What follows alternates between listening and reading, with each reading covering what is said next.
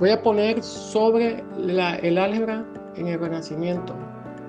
Bueno, el Renacimiento se da en Europa.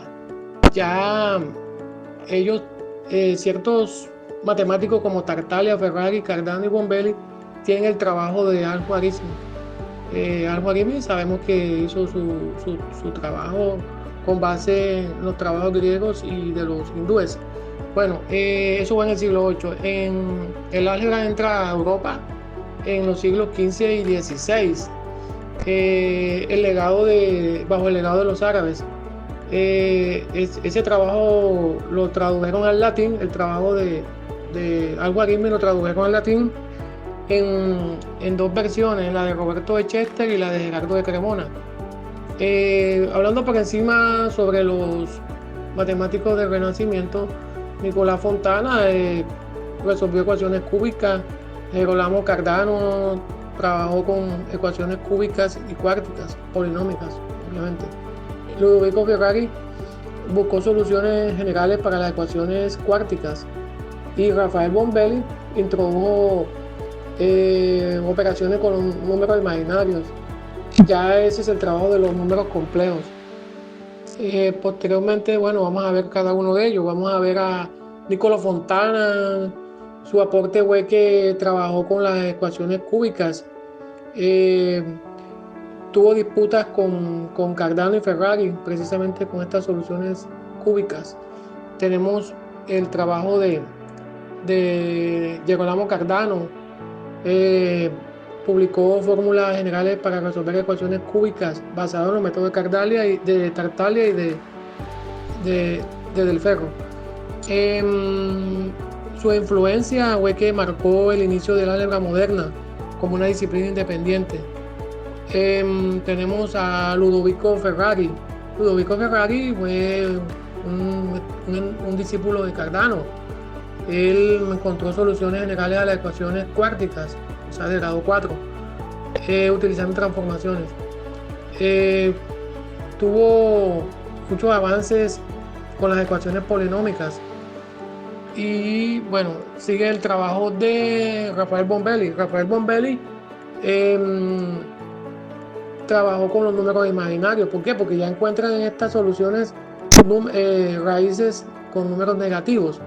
Ya esa es la base del trabajo de los números complejos, que posteriormente desarrollan Euler y Gauss. El viaje del álgebra. El álgebra es una historia de números y símbolos que unió culturas desde Alejandría hasta Italia. Alejandría. Los inicios. Diofanto, el padre del álgebra, creó símbolos para incógnitas y Herón aplicó fórmulas prácticas como la del área de un triángulo. Al-Khwarizmi dio nombre al álgebra y a los algoritmos.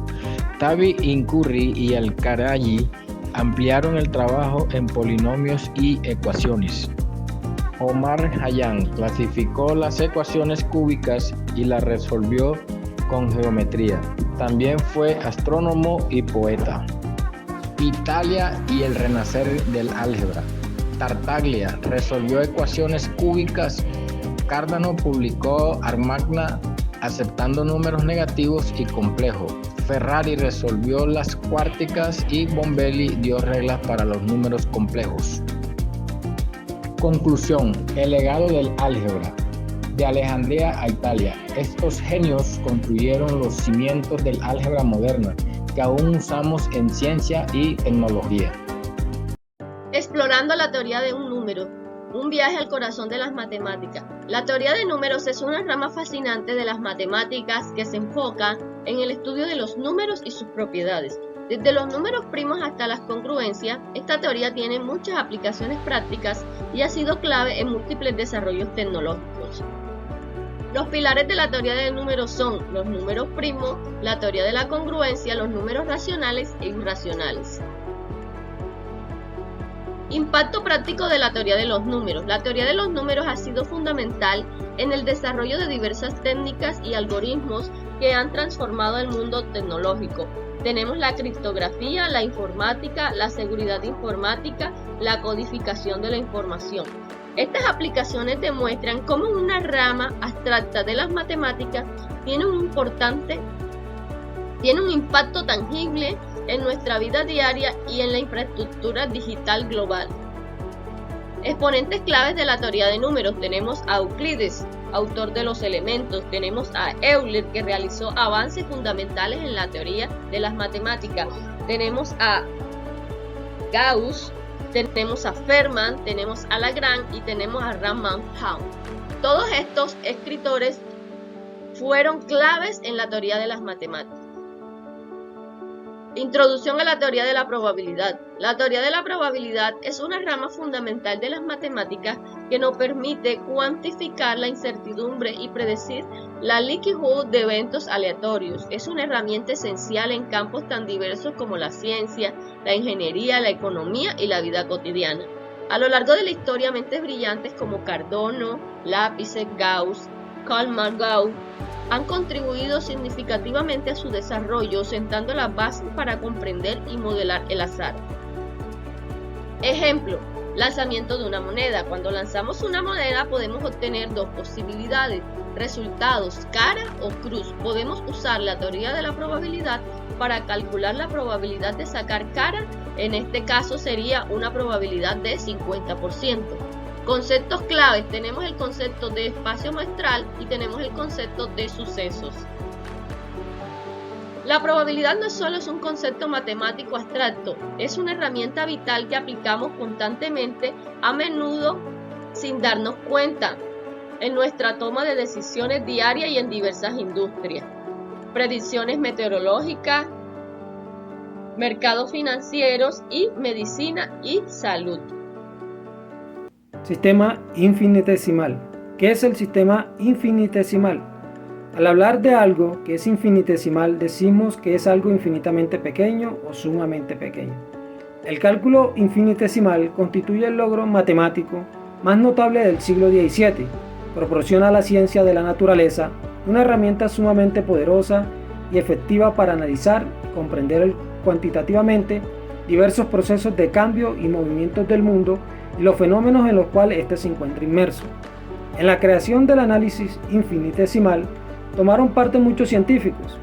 En el año de 1601, Johannes Kepler, matemático alemán, envuelto en la esfera de las matemáticas, se le atribuye el haber contribuido a crear el cálculo infinitesimal y estimular el uso de los logaritmos en los cálculos.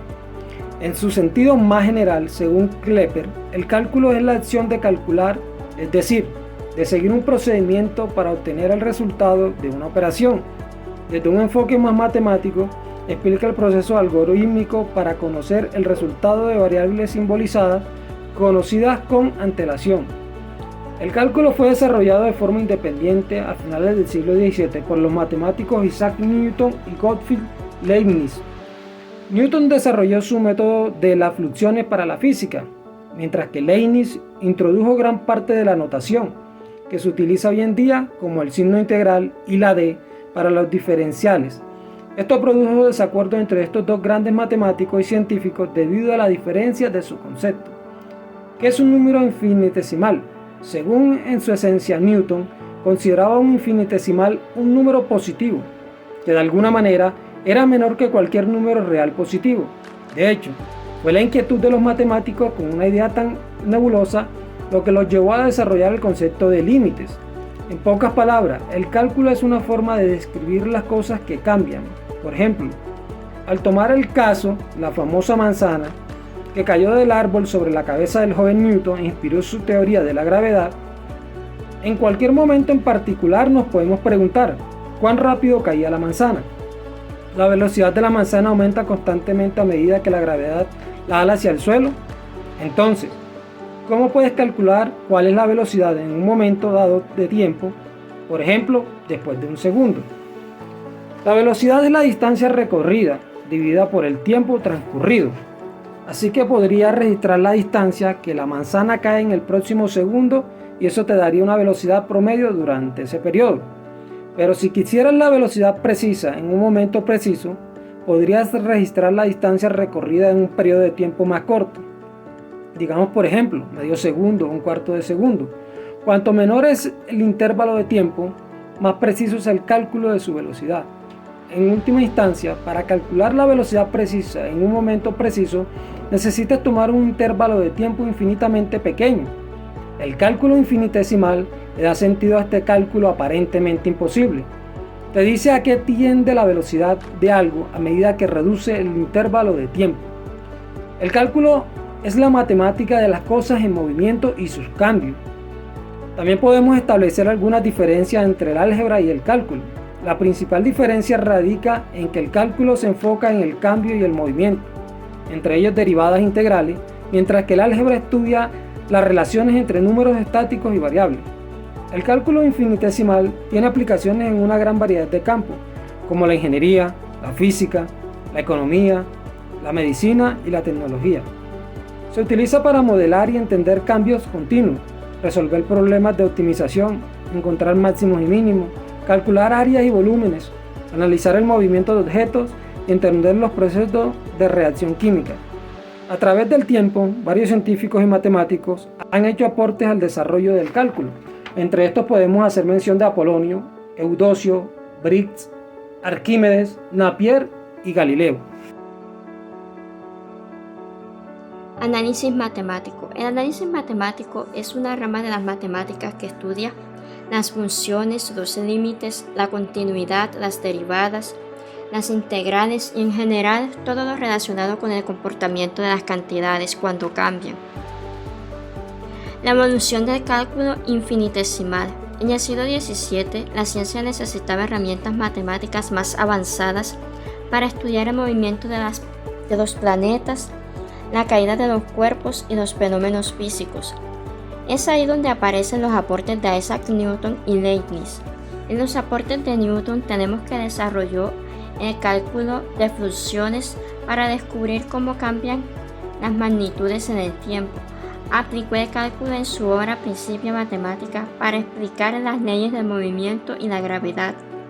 Concibió la gravedad como una velocidad instantánea y la integral como una suma de cantidades pequeñas. Por otro lado, los aportes de Leibniz fue que introdujo la notación derivada de la variable y la derivada de la variable x y la derivada de la variable y el signo integral que usamos hoy día. Planteó reglas sistemáticas para derivar e integrar, dio un carácter más formal y general al cálculo, lo que permitió que otros matemáticos lo extendieran. Sistema infinitesimal.